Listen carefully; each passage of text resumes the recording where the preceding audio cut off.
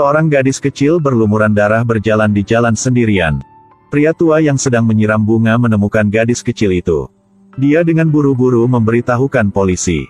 Agen Kain dengan cepat datang ke tempat kejadian. Dia menguji dan menemukan noda darah di pakaian gadis kecil itu. Mendefinisikannya sebagai darah manusia. Tapi di tubuh gadis kecil ini tidak ada lukaan. Mungkin sesuatu sudah terjadi di rumah gadis kecil ini. Agen memeriksa sol sepatu gadis kecil. Di atasnya ada sedikit lumpur. Dalam tanah masih ada ramuan herbisida.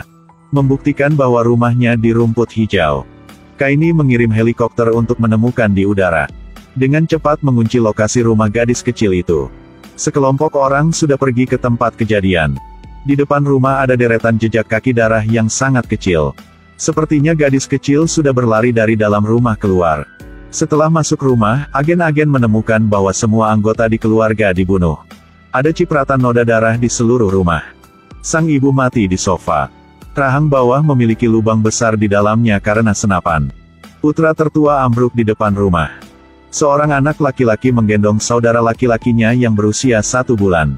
Putra kedua ambruk di kamar tidur, di kepalanya masih berpakai headphone. Hanya ayah yang memiliki nafas tersisa. Mulutnya terus bergumam untuk minta menyelamatkan anaknya. Dari tetangga mereka tahu bahwa keluarga korban adalah keluarga Jason. Agen memeriksa pintu depan, pintu belakang dan jendela.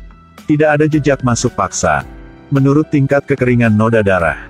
Tim forensik memperkirakan waktu kejahatan adalah pukul 12 siang. Jason dan putranya terkena peluru di punggung. Hanya ibu yang terkena peluru di rahang bawah. Hal ini cocok dengan luka karena gunakan senapan untuk bunuh diri. Agen mencurigai, mungkin pembunuh adalah sang ibu. Setelah membunuh seluruh keluarga, dia sudah membunuh diri. Tapi di sepatu gadis kecil itu ada noda darah orang lain. Buktikan bahwa ketika kejahatan itu terjadi, gadis itu ada di dalam kamar. Tapi kenapa hanya gadis kecil ini lolos dari kematian? Agen menemukan bahwa ada sebotol antidepresan yang belum dimakan di kamar tidur. Di labelnya tertulis ibu membelinya 3 minggu yang lalu. Kain menemukan adik sang ibu untuk mengetahui situasinya. Menurut kata dari sang adik perempuan itu, kakaknya menderita depresi setelah melahirkan. Tapi biarkan tidak mengaruh ke bayi. Sehingga ibu tidak meminum obat yang diresepkan oleh dokter. Jadi kenapa dia bisa membunuh anaknya? Untuk dibukti hal ini, pemeriksaan forensik jari ibu. Tidak meninggalkan asap saat memotret. Dan panjang lengannya tidak cukup untuk menembak dirinya sendiri dari bawah. Pemeriksa forensik membuat simulasi untuk mensimulasikan proses sang ibu bunuh diri. Dari hasilnya, kita bisa melihat bahwa titik meludah darah tidak cocok dengan tempat kejadian kasus. Dapat ditentukan bahwa ibu juga dibunuh oleh si pembunuh. Pada waktu bersamaan, Jason sudah diselamatkan. Dia mengatakan dengan agen, saat itu, istrinya tidak bisa merawat anak-anaknya. Jadi menelepon untuk menyuruhnya kembali rumah. Ketika dia sampai di rumah, dia menemukan putranya terbaring di lantai. Kemudian, dia juga terkena peluru dari belakang punggungnya. Kemudian, dia tidak ingat apapun lagi.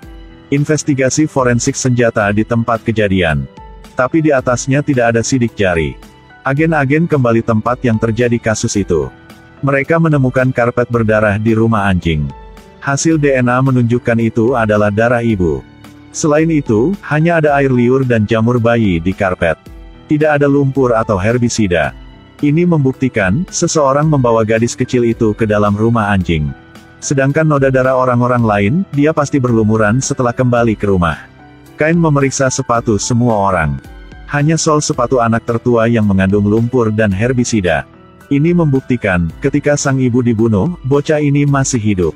Itu adalah bocah yang membawa adiknya ke rumah anjing. Menurut semua petunjuk saat ini, agen telah memulihkan jalannya kasus. Setelah putra tertua membeli makanan siang kembali rumah, dia menemukan ibunya terbunuh. Jadi bocah ini sudah membawa adiknya perempuan ke rumah anjing dulu. Sementara itu, si pembunuh memasuki kamar tidur untuk membunuh putra kedua. Ketika putra tertua kembali untuk membawa bayi itu pergi, dia ditembak dan dibunuh di pintu oleh si pembunuh. Kemudian, Jason juga diserang oleh si pembunuh dari belakang. Saat ini, Kain menemukan sebuah hal yang tidak biasa. Noda darah di baju bayi kebanyakan adalah noda darah ibu dan putra tertua. Hanya ada beberapa tetes darah di pundak sang ayah.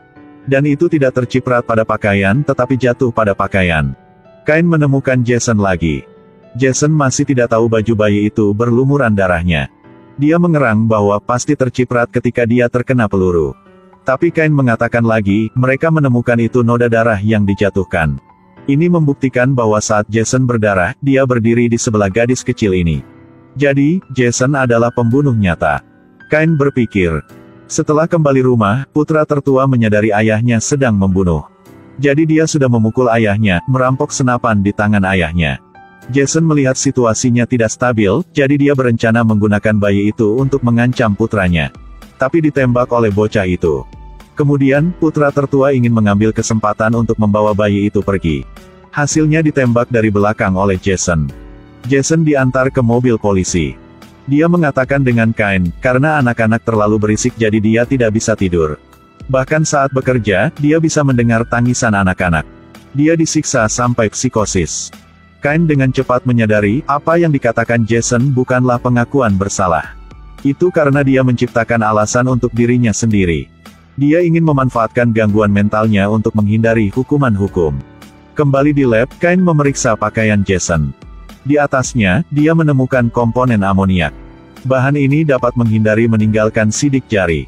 Dan di brankas senjata di rumah Jason, ada komposisi amonia yang mirip. Kani berpikir, yang pertama, Jason menelepon istrinya, suruh untuk memeriksa brankasnya. Dengan begitu, sidik jari istri akan tersimpan di brankas. Dan dia mengenakan pakaian pelindung dan menarik senapan untuk menyerang. Buktikan bahwa Jason ingin menyalahkan istrinya. Dia membuat seperti itu, pasti sudah berencana dari dahulu. Tidak lama, pers menerbitkan kasus ini. Sebenarnya, Jason mengaku tidak bersalah dengan alasan gangguan jiwa. Agen benar-benar tidak puas. Tapi hanya bisa berharap. Juri tidak akan percaya kata-katanya yang terkutuk. Tapi Cain berpikir yang paling penting adalah membiarkan anak itu tahu yang sebenarnya.